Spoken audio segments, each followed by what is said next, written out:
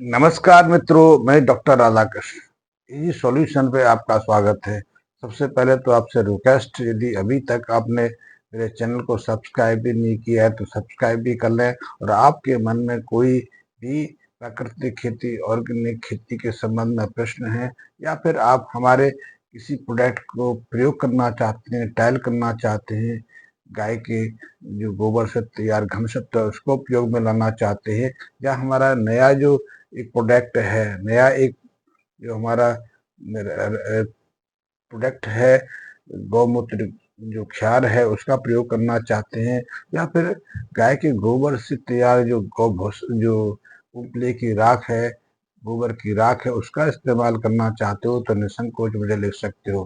दूसरी बात कि अब इस बात को हर किसान, यहाँ तक कि आधुनिक कृषि विशेषज्ञ भी समझने लगे हैं। खेत की उर्वरता बढ़ाने के लिए, मृदा की के स्वास्थ्य को बढ़ाने के लिए, मृदा की पोषक तत्व वृद्धि करने के लिए पशुओं के गोबर का और मूत्र का बहुत अधिक उपयोग है। यदि हमारी मिट्टी में पशुओं के मलमूत्र मिलते रहें तो उनकी उर्वरता बढ़ती रहती है। और इस संबंध में यदि हम प्राचीन अपनी धरोहर पर विश्वास करें तो गाय, खासकर जो देसी गाय है, उसके गोबर गौमूत्र की तो कोई सीमा ही नहीं, कोई तुलना ही नहीं। उनमें अद्भुत दिव्य गुण हैं जो मनुष्य को भी स्वस्थ रखते हैं, और हमारी जो भूमि है, हमारी जो खेत की मिट्टी है, उसकी को भी स्वस्थ रखते हैं, उसकी उर्वरता में निरंतर वृद्धि करते रहते हैं। इसलिए आप गोबर की खाद, गोबर या गौमूत्र का प्रयोग निसंकोच किसी भी तरह की फसलों में कर सकते हैं। आप साग सब्जी करते हैं, फल उगाते हैं, या फूलों की खेती करते हैं, या फिर सामान्य फसल लेते हैं, चाहे वो गेहूं हो, चावल हो, चाहे गन्ना हो, चाहे कॉटन हो, आप किसी भी तरह की फसल लेते हैं तो इनका उपयोग कर सकते हैं। वैसे करते ही थे प्राकृतिक खेती वाले, तो इस बात को भली बात समझते हैं।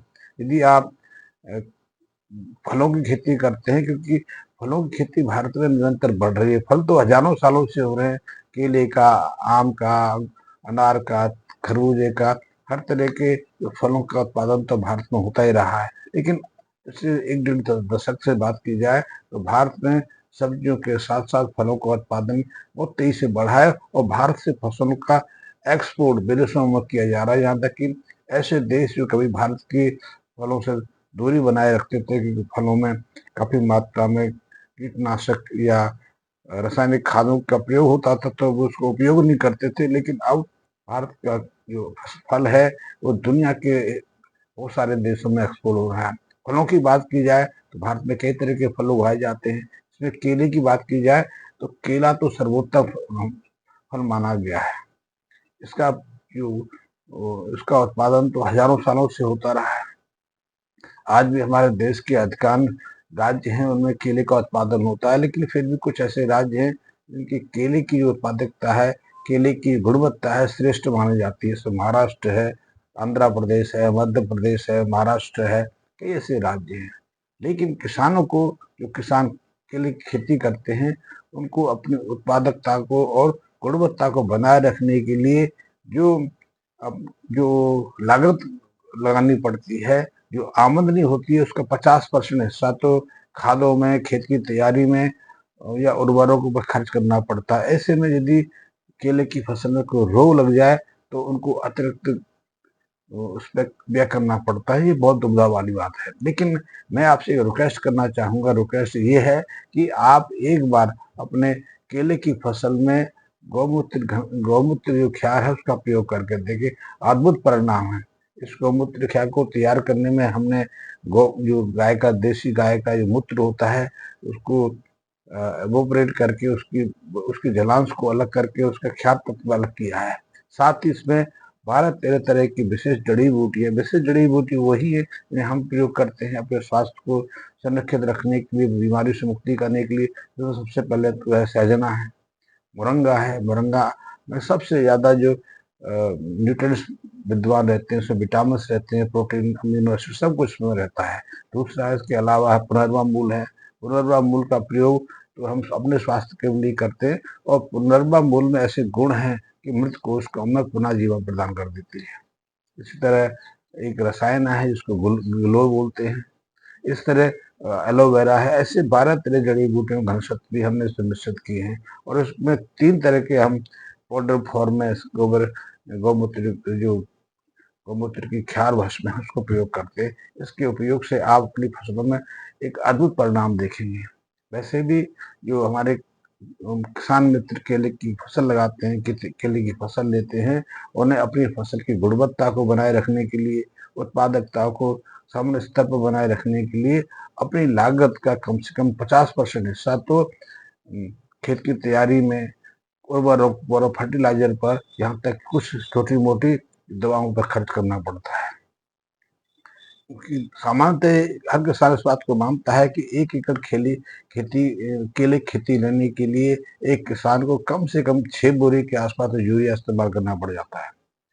डीएपी की बात करें तो डीएपी की 2.5 से 3 बोरी इस्तेमाल में आ जाती है। एमओपी की बात करें तो 100 से 150 किलो के आसपास तो एमओपी प्रयोग करना पड़ता है। जिंक सल्फेट की बात करें तो भी 25 केजी के आसपास जिंक सल्फेट को भी इस्तेमाल करना पड़ता है। और इसके अलावा माइक्रोन्यूट्रिएंट्स की बात करें, माइक्रोन्यूट्रिएंट्स में बोरोन आ जाता है, मैग्नीज आ जाता है, फास्फोरस आ जाता है, सॉरी आयरन आ जाता है, जिंक आ जाता है। यदि इनकी कमी रह जाए तो केले के अंदर ना तो वो स्वाद पैदा हो पाता है, ना उसकी आकार समानता को ग्रहण कर पाता है, ना केले का उत्पादन अपने सामान्य जो उत्पादकता उसको प्राप्त कर पाता है। सामान्यतः एक केले के पेड़ पर 25 से 30 50 से 60 किलो के आसपास केला लगना चाहिए। यदि ये माइक्रोन्यूट्रिएंट्स कम मात्रा में है, बोरोन की कमी है, जिंक की कमी है, आयरन की कमी है, तो उसकी उत्पादकता में गिरावट आ जाएगी, या फिर कच्चे फल टूट टूट के झड़ने लग जाएंगे, उनका विकास पूरी तरह से नहीं होगा।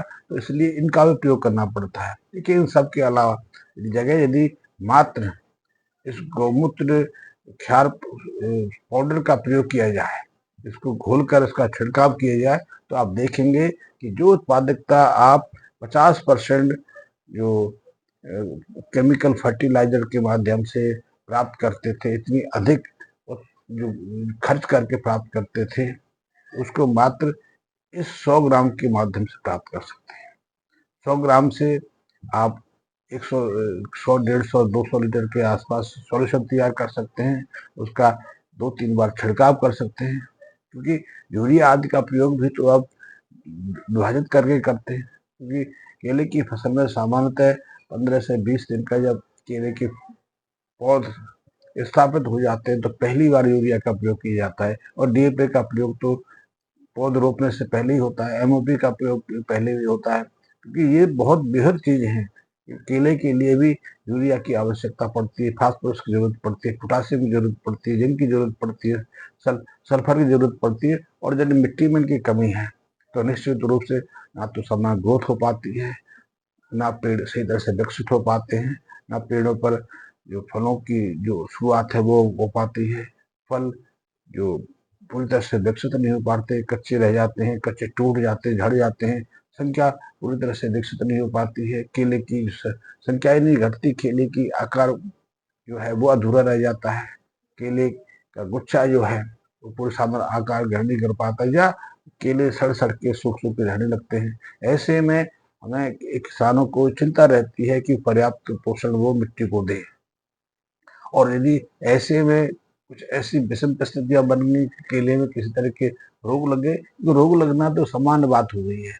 आज कोई फसल पूरी तरह सुरक्षित नहीं है, हर फसल में कोई ना कोई रोग लगा रहता है। और एक रोग नहीं, कभी कभी 3 से 4 तरह के रोग लग जाते हैं। तो बैक्टीरियल रोग भी रहते हैं, फंगस रोग भी रहते हैं, वायरल रोग भी रहते हैं। इसके अलावा कीटों का भी आक्रमण होता रहता है। ये सब सामान्य सी बातें हैं। ऐसे में वो अतिरिक्त खर्चा आ जाता है, फसल की उत्पादकता भी घट जाती है, किसान पर अतिरिक्त बोझ बढ़ जाता है, तो लागत तो और बढ़ती चली जाती है। ऐसे में मात्र एक प्रयोग करके देखें, प्रयोग से ऐसा है, यदि मिट्टी सामान्य है, मिट्टी स्वस्थ है, तो 100 ग्राम गौमूत्र का जो क्षार है चमत्कार कर देगा। ये अद्भुत प्रयोग है। मैं इसलिए नहीं कहता कि मुझे बेचना है, मुझे बेचना नहीं है, मुझे तो आपको परख ट्रायल कराना है। आप ट्रायल करेंगे तो निश्चित रूप से आप जितना भी फलों की फसलें लेते हैं, फसलों की नहीं, जो भी दूसरी फसलें लेते हैं, चाहे वो सामान्य खाद्यान्न की हो, दालें हैं, गन्ना है, चावल है, गेहूं है, मटर है, ज्वार है, बाजरा है, कोई भी फसल आप लेंगे तो निश्चित रूप से इस गौमूत्र क्षार का प्रयोग आप करके देखेंगे। साग सब्जियों की यदि आप खेती करते हैं, बागवानी करते हैं, तो इसमें भी इसके बहुत सारे चमत्कारिक प्रभाव हैं। आप एक बार करेंगे तो निश्चित रूप से आप विस्मित हो जाएंगे, क्योंकि सामान्य है, ऑर्गेनिक है, इसमें किसी तरह केमिकल का प्रयोग नहीं हुआ है। सबसे बड़ी चीज तो ये है कि जब आप स्वस्थ मिट्टी के अंदर, स्वस्थ मिट्टी का अर्थ है कि आपकी मिट्टी में सही पोषण है, सही पोषक तत्व विद्यमान है, आपकी मिट्टी में जीवांतता है, क्योंकि यदि मिट्टी में जीवन है, मिट्टी में जीवाणु है, तो फिर ये गौमूत्र का जो क्षार है अद्भुत परिणाम देता है। लेकिन वैसे भी सामान्य केमिकल फर्टिलाइजर से आप खेती कर रहे हैं, केमिकल फर्टिलाइजर का प्रयोग अपनी फसलों में करते हैं, तो भी आप इसका एक बार प्रयोग करके देखिए। ये गौमूत्र क्षार है। गौमूत्र क्षार हमने जैसे बताया, गाय, देसी गाय के मूत्र को वाष्पित करके हम बनाते हैं। ऐसे गौमूत्र क्षार का प्रयोग तो हम हजारों सालों से मानव स्वास्थ्य के लोग के लिए भी करते रह रहे हैं, और इसमें बेहद चमत्कारी गुण रहते हैं। वैसे भी गौमूत्र तो यूरिया का, फास्फोरस का, पोटाशियम का, जिंक का, आयरन का, मैग्नीज का एक अद्भुत स्रोत है। तो हमारे मिट्टी को, हमारी फसलों को ये ऑर्गेनिक जो नट्स हैं वो भी सीधा से प्राप्त होते हैं। इसके अलावा गौमूत्र में कई ऐसे बायोहेंसर्स होते हैं। बायोहेंसर यानी वृद्धि कारक रसायन। ये वृद्धि कारक रसायन उत्प्रेरक का काम करते हैं, दूसरे जो रसायन हैं उनकी अवक्रिया को तीव्र करते हैं। साथ ही गौमूत्र के अंदर तो ऐसे दिव्य रसायन भी हैं जो रोग प्रतिरोधक क्षमता को बढ़ाते हैं। यदि गौमूत्र का प्रयोग मिट्टी में करते हैं तो मिट्टी में बहुत सारे जो जीवाणु, जो रोग कारक जीव हैं, उनकी सक्रियता घट जाती है, मिट्टी निर्मल हो जाती है, रोग रहित हो जाती है। तो जड़ों में, जो फसलों की जड़ें हैं, पौधों की जड़ें हैं, उनमें किसी तरह के रोग, गलन या दूसरे रोगों का खतरा नहीं रहता है। फंगस रोग का संक्रमण बहुत समाप्त हो जाता है। और मिट्टी के साथ साथ जो फसलें हम लगाते हैं, जो पेड़ पौधे हम अपने फसल में रोपते हैं, या जो बीज हम अपनी मिट्टी में डालते हैं, उनके अंदर भी प्रारंभ से ही रोग प्रतिरोधक क्षमता रहती है। ठीक इसके अलावा आपकी जो फसल है उसकी उत्पादकता ही नहीं बढ़ती, बल्कि उसकी गुणवत्ता में वृद्धि आती है। उसका स्वाद है, उसकी गंध है, उसका आकार है, उसका रंग रूप है, वो भी बेहद प्रभावशाली बन जाता है, जैसे कि प्राकृतिक रहता है। आज हम कोई भी फल खाते हैं, साग सब्जियों का प्रयोग करते हैं, या हम गेहूं, चावल का, या मटर का, या फिर किसी भी अन्न का प्रयोग करते हैं, तो वो स्वाद नहीं मिलता। हम आलू की बात कर रहे हैं तो आलू में वो स्वाद कहाँ जो 20 साल पहले, 30 साल पहले होता था। टमाटर में स्वाद कहाँ है जो जो टमाटर पहले होता था। आज तो हम 1 किलो टमाटर अपने 1 किलो सब्जी में डालते हैं तो टमाटर का स्वाद नहीं आता। हाँ, सब्जी की गाढ़ापन बढ़ जाता है। लेकिन यही टमाटर था 20 साल पहले चाट के रूप में ऐसे ही खाए जाते थे। तब लोग टमाटर को काट कर उस पर नींबू छिड़कना भी पसंद नहीं करते थे। अब तो नींबू इससे छिड़केंगे तभी स्वाद आएगा। और टमाटर की चटनी से ही लोग रोटी खा लेते थे, हमने भी खाई है। हरी मिर्च, टमाटर, लाल मिर्च, टमाटर की चटनी बनाओ और सहजता से आप कोई भी कभी भी रोटी खा सकते थे। लेकिन आज वो टमाटर में स्वाद नहीं है। लेकिन इनके प्रयोग से जब आप मिट्टी को स्वस्थ कर लेंगे, मिट्टी स्वस्थ के साथ फसलों में ऐसे प्राकृतिक पदार्थों का प्रयोग करेंगे जैसे गौमूत्र है, या मिट्टी के स्वास्थ्य को सुधारने के लिए गाय के गोबर से बढ़िया कोई खाद नहीं है, कोई पदार्थ नहीं है। इसलिए परंपरागत रूप से हम गोबर की खाद का प्रयोग करते रहे, लेकिन गोबर की खाद पूरी तरह से कंपोस्ट हो। कंपोस्ट खाद से का यदि प्रयोग मिट्टी में करते हैं तो उससे गाय जो मिट्टी का ह्यूमस है वो बढ़ जाता है। तो ऐसे पदार्थों के निर्माण से न केवल मिट्टी स्वस्थ होती है, मिट्टी की जीवंतता बढ़ती है, मिट्टी में नमी बनी रहती है, मिट्टी में रोग कारक जीवाणु का संक्रमण कम होता है, और मिट्टी भुरभुरी रहती है।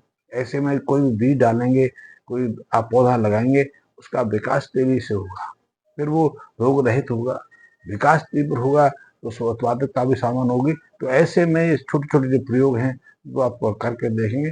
ऐसे मेरी आपसे सलाह है, एक परामर्श है कि गाय के जो गोबर से, गौमूत्र से आधारित जो पदार्थ है उनका एक बार ट्रायल करके अवश्य देखिए। आप स्वयं भी बना सकते हैं, यानी कि मैं ही बना सकता हूँ, इसमें कोई रॉकेट साइंस नहीं, हाँ कुछ सीखने की आवश्यकता है।